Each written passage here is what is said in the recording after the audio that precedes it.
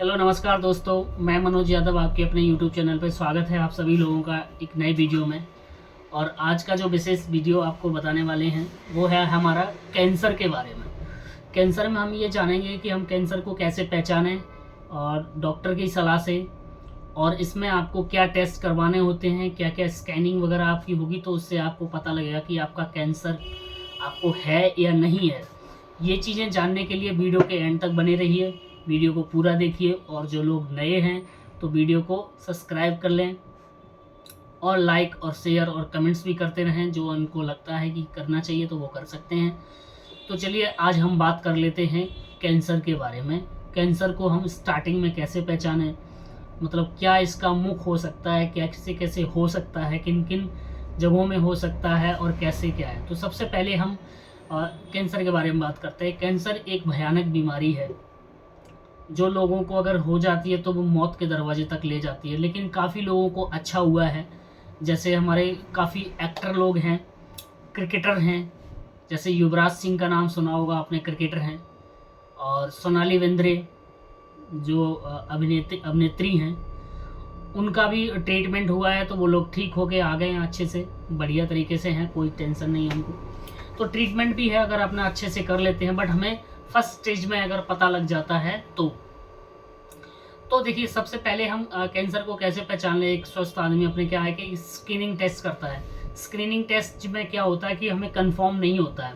अगर हमें ऐसा लगता है कि पता लगता है कि हाँ हम हो गया है, तो हम क्या करते हैं, फिर डॉक्टर के पास जाते हैं कि जी हमें लगता है कि ऐसा कैंसर का कुछ ऐसा अनुभव हमें हो रहा है, कुछ हमने स्क्रीनिंग टेस्ट किया था। तो डॉक्टर बोलते हैं स्क्रीनिंग टेस्ट से आपका कंफर्म नहीं होगा, तो उसके बाद आपका एक फिजिकल एग्जामिनेशन करते हैं डॉक्टर।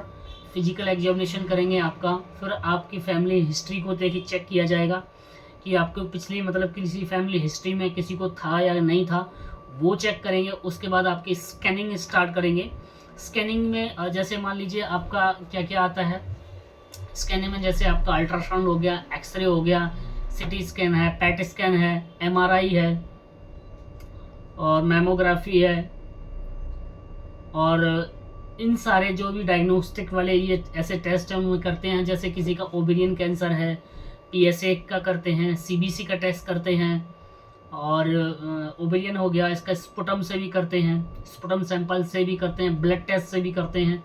तो जैसे ओवेरियन है, किसी को प्रोस्टेट का कैंसर भी होता है, ओवेरियन का भी होता है। और जैसे कोई हमारे बॉडी में कई गांठ बन जाती है और वो पुरानी होती है, वो ठीक ही नहीं हो रही है, बायोप्सी करते हैं डॉक्टर उसका ना, पहले उसका बायोप्सी का सैंपल लेते हैं, उसको बायोप्सी कराते हैं। उसके बाद उसके रिजल्ट में आपका आ जाता है। और एक आपका होता है AFB, अल्फा फैटोप्रोटीन जिसको बोलते हैं, वो ट्यूमर मार्कर जैसे हो जाता है तो उसमें भी कैंसर होने का चांस बनता है। ट्यूमर मार्कर का भी टेस्ट आपको कराया जाता है।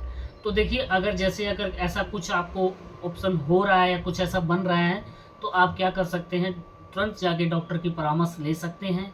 अपना MRI, CT scan, mammography, PET scan, ultrasound, x ray और CBC और AFB, sputum test, blood test, जितने भी स्कैनिंग से आपको पता लग सकता है कि डॉक्टर आपको डायग्नोस कर देगा कि आप इन चीज़ों का टेस्ट करवाइए। अगर इसमें आएगा तो आपका डायग्नोस हो जाएगा। ज़्यादातर ये स्कैनिंग वगैरह में ज़्यादातर आता है, जो हमारा डायग्नोस्टिक के टेस्ट होते हैं उसमें आ जाता है।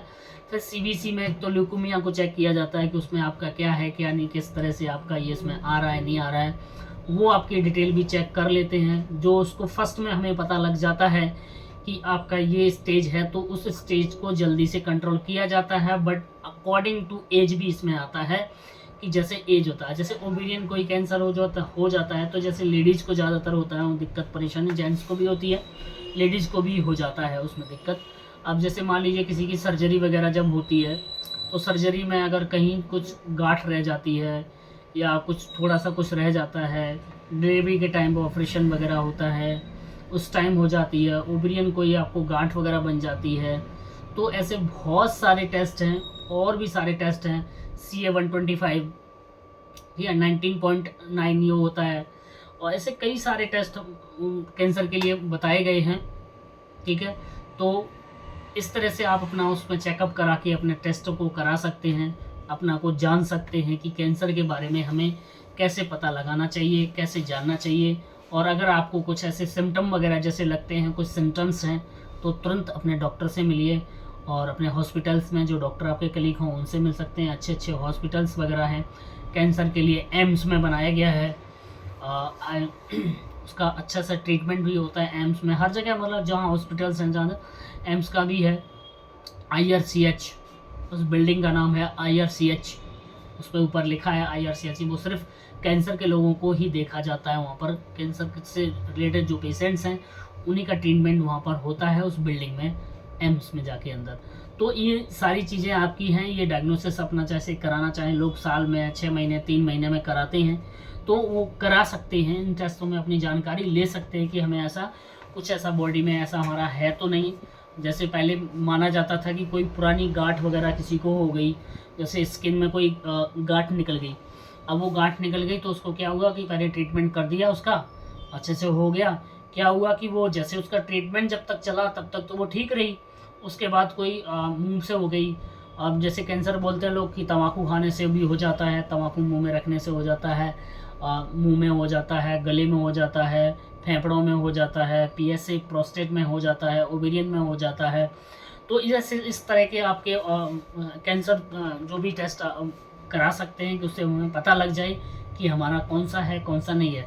मैं उन लोगों के लिए बोल रहा हूँ, उन लोगों को बताना चाहता हूँ जो लोगों को कुछ सिम्टम्स लगते हैं, या कि किसी की फैमिली हिस्ट्री रही हो, या किसी को मदर को, फादर को, दादा दादी, किसी को ऐसे इस तरह का कोई सिम्टम्स वगैरह या कोई कैंसर से ऐसे लोग को हो चुका है, तो वो लोग अपना टेस्ट इस तरह से करवा सकते हैं। टेस्ट कराने के लिए ये बहुत ज़रूरी है। अपनी सोच में रखना चाहिए इस चीज़ को कि हमें ये कराना हमारे लिए बहुत आवश्यक है, और हमारे लिए जीवन के लिए, आगे जो जीवन है उसके लिए भी अच्छा है, और हमारी जो आने वाली पीढ़ी है उसके लिए भी ठीक है। क्योंकि अगर हम इस चीज़ से हो गए, ये तो जेनेटिक होता है जैसे, तो ये क्या है ना कि फिर किसी को भी हो सकता है, कहीं चोट वोट लग जाती है, लोग क्या कहता है छोड़ो ना क्या है, तो उस चोट पे भी ख्याल रखना बहुत ज़रूरी है। तो मैं सोच रहा था कि चलो आपको ये वीडियो बनाया जाए, ठीक है। तो मैंने सोचा चलो बता देते हैं, जो जानकारी हमें थी तो हमने कहा आपको ज़रूर शेयर करें। तो इसी के साथ वीडियो को हम समाप्त करते हैं। जय हिंद, जय भारत, जय जवान, जय किसान, जय Shri Ram. Thank you so much.